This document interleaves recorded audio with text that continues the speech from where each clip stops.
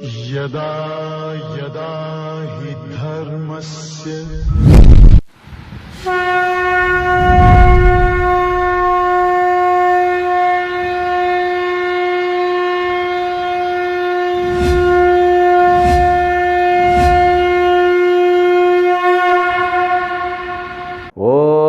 प्रपन्नपारिजाताय तोत्रवेत्रैकपाणये ज्ञानमुद्राय कृष्णाय गीतामृतदुहे नमः.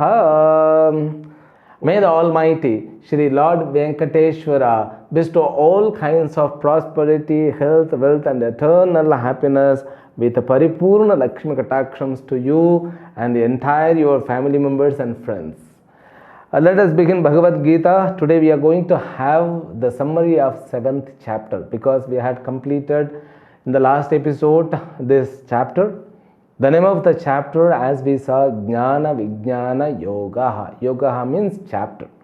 Jnana and Vijnana both means knowledge. The knowledge of true reality of the Ishvara. Now Bhagavad Gita contains 18 chapters. These 18 chapters can be divided into 3 shatkams according to the content of those every shatkam. Shatkam means a part which contains or which consists 6 chapters. We saw the first 6 chapters, it deals about individual nature and consciousness, means individual reality. And the second, we call it Madhyama Shatkam. In Sanskrit we say Prathama Shatkam, Madhyama Shatkam, Charama Shatkam. Madhyama Shatkam means a middle portion. This 6th chapter, I mean from 7 to 12, it deals with God concept.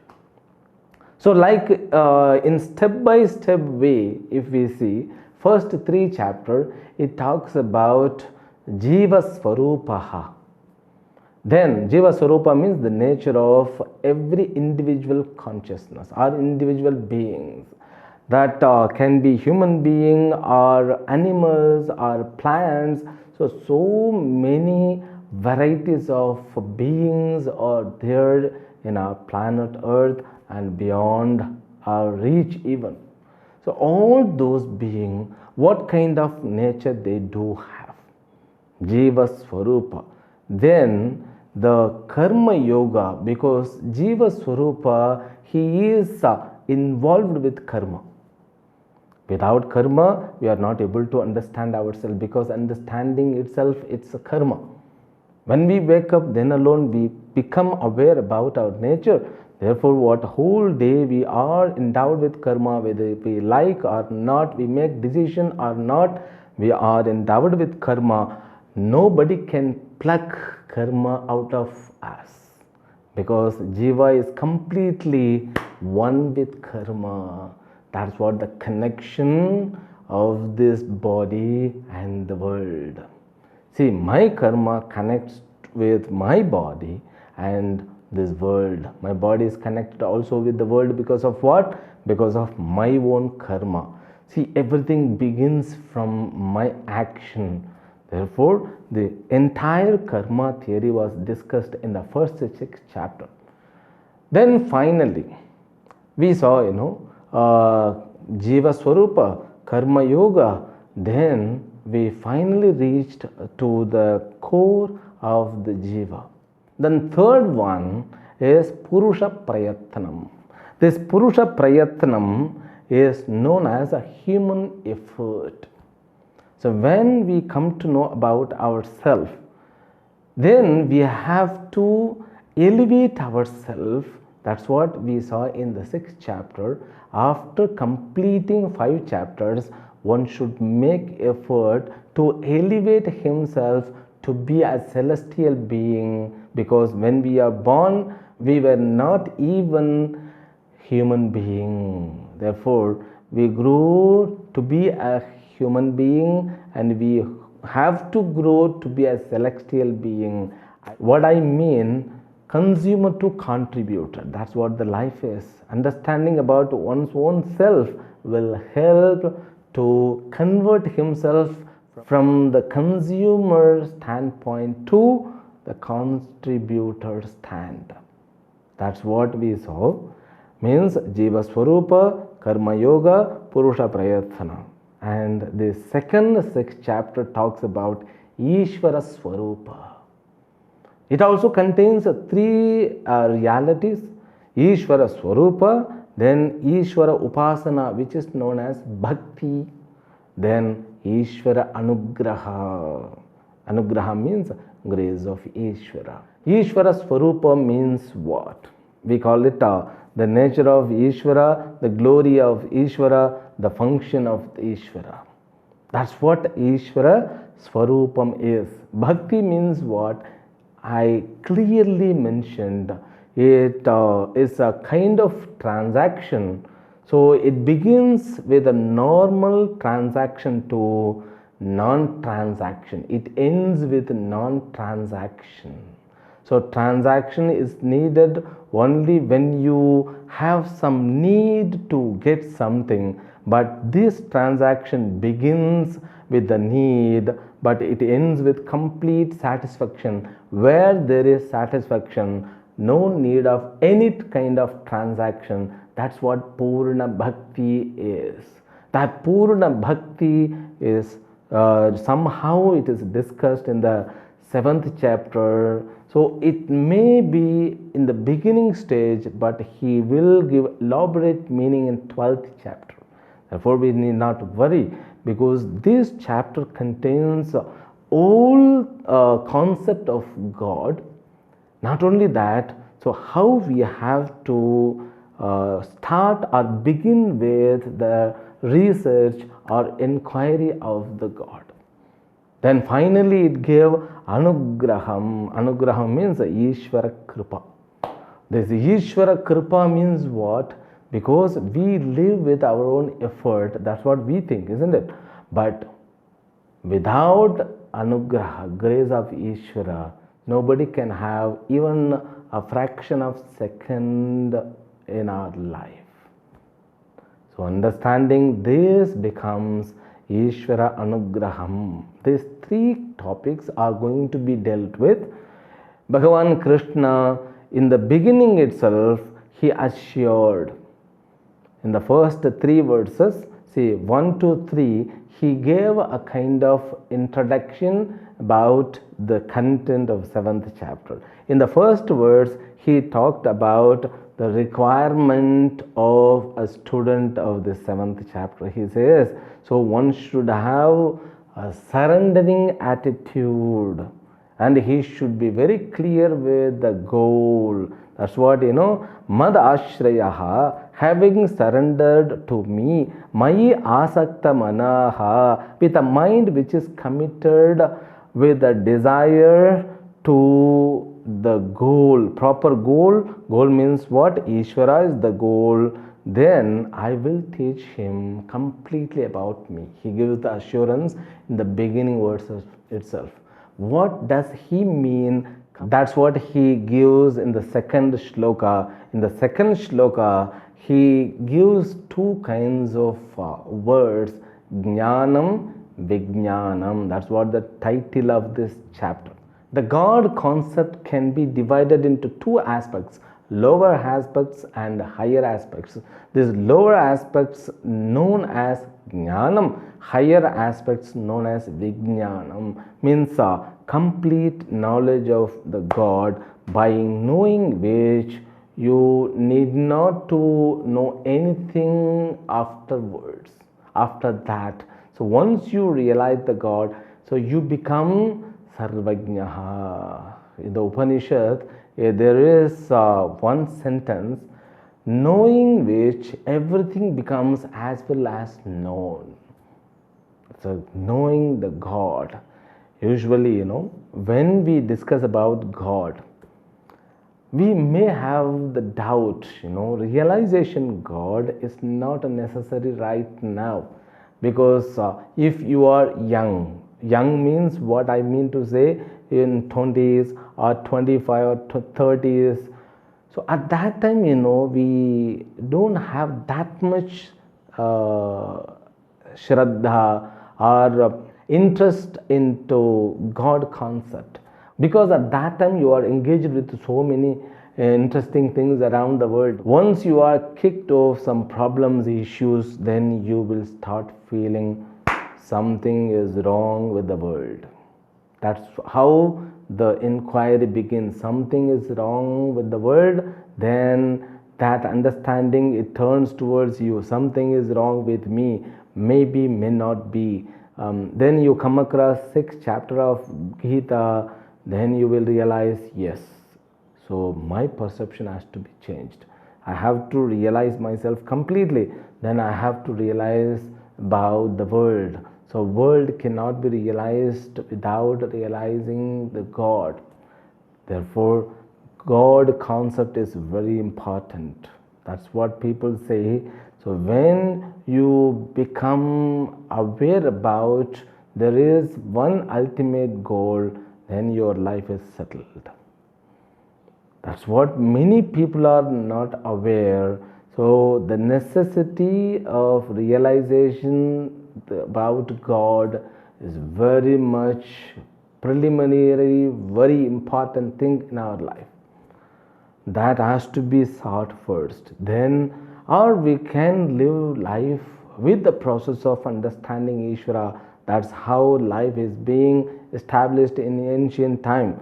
Now there is no environment. Every media and every content which is dealt with in the schools, colleges and universities, they help you to go towards outside, not turn towards in. That's what the problem is. Therefore, he says one can get complete satisfaction afterwards. He doesn't require for his satisfaction that searching for satisfaction is the life. Then he, in the third verse, he gives jnana stuti. The glory of knowledge is spoken, because manushyanam sagasreshu kaschit yatate siddhaye yatatam api siddhanam kaschin mam veti tattvataha. Oh, one among the thousands of crores of people alone just can understand. Oh, problem is not outside, problem is inside. Because whenever I say this, you might be aware, when you are surrendered by the problems, so you feel you are alone, that loneliness will be experienced. So nobody can help, because even your physical pain has to be enjoyed or experienced by only you. Nobody can help. Your hunger, your thirst and your every feeling only belongs to you. If the problem is felt or experienced, the remedy to be received by you alone, nobody can do anything about it. Therefore, we have to make effort, because this knowledge is very rare. Though this knowledge is available in the lots of bookshop, but it cannot be assimilated.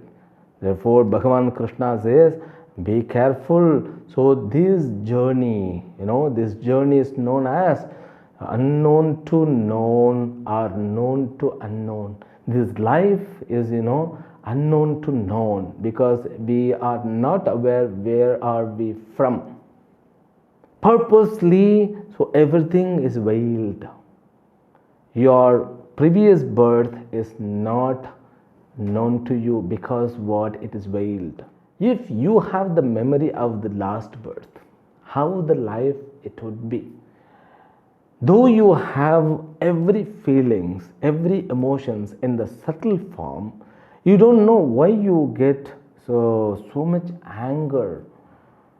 I have seen, from the childhood, some of them are very rational, anger, aggressive. Some of them are very calm. Some of them are interested in eating habits.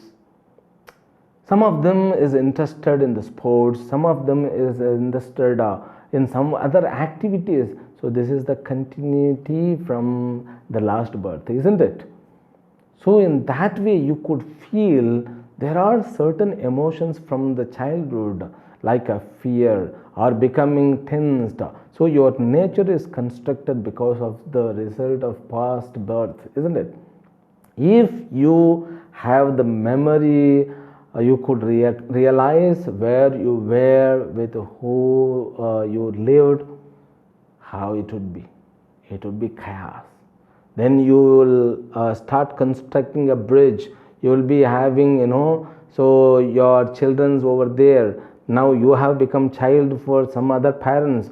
It will be, confusing chaos. So something is maintaining your system. So you are kept ignorant to past. That's for good, not for bad. So that's good because you can sleep well. If you have the memory of the past birth, so all revenge, avenge, and good, bad memories, oh my God, psychologically you will become sick. You cannot even grow. Your physical system will be collapsed in the young age itself. You won't be born as a baby. You will be born as a disease or sick. That's what I can say. Therefore, something is maintaining us. Or if you think that this birth is the beginning birth, means so for what? You are unknown to destiny. Therefore, I said life is nothing but the journey, unknown to known, known to unknown. So now you are known for some level of understanding. So certain level of understanding. Okay. Therefore, you can have a kind of relative secured life, but now you have to realize what is going on, where all going to end. So once you are thinking in this way, you will able to think about your destination. This destination must be selected. That destination is nothing but God. Now, only in our religion, God and destination both are same. That is the wonder Krishna introduces here. Okay, so one among the crores of people make effort because this knowledge is very rare. So you are that person. So you are very rare. Somehow you are getting interest in the Bhagavad Gita. Don't leave in between. Keep going. Then he begins from 4th words onwards up to 12th words. He talks about Ishvara Swarupam. This 4th words he begins like the Apara Prakriti. He introduces 2 kinds of reality. Okay, from here the journey begins. Journey means the realization of the God. Because so if you want to find the God, for example, I had this incident in my life. Once I was traveling Chennai to Delhi to go to Rishikesh. I was sitting in the train and so many children were there in that coach. And it was crossing Andhra, I suppose. One young boy, he went to his father and asked, "Dad, where is heaven?" Then he said, heaven is above, because daddy was reading newspaper, So you have to be aware.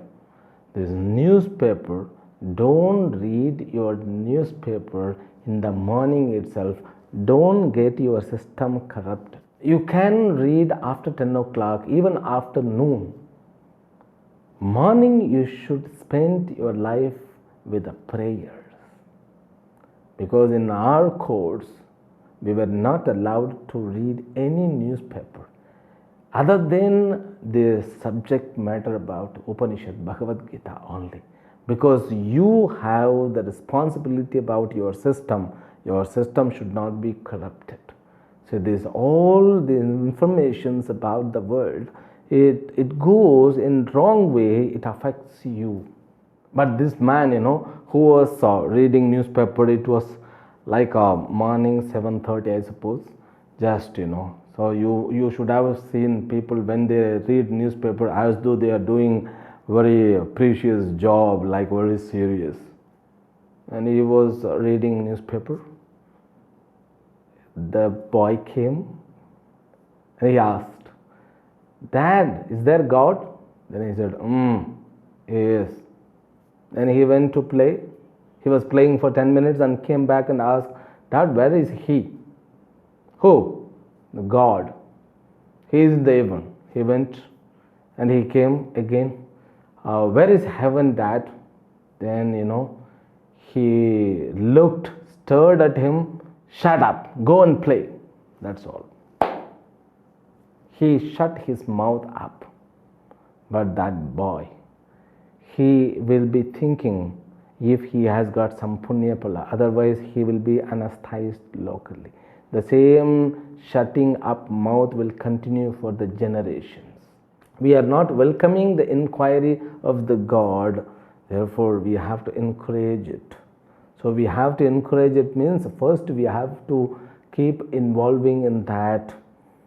So when you want to know about God, you have to analyze about the world, because God is unknown, but the created world is very much available.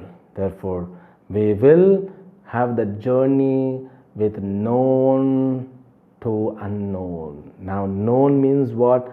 The created world. Therefore, Bhagavan Krishna gives the first reality of the God is the world. The world means what? That's what he gives in the verse number 4. He gave a name for that apara prakriti. We saw in very detailed way, so you can check with your notes. In the next verse itself, he introduced one more reality called para prakriti.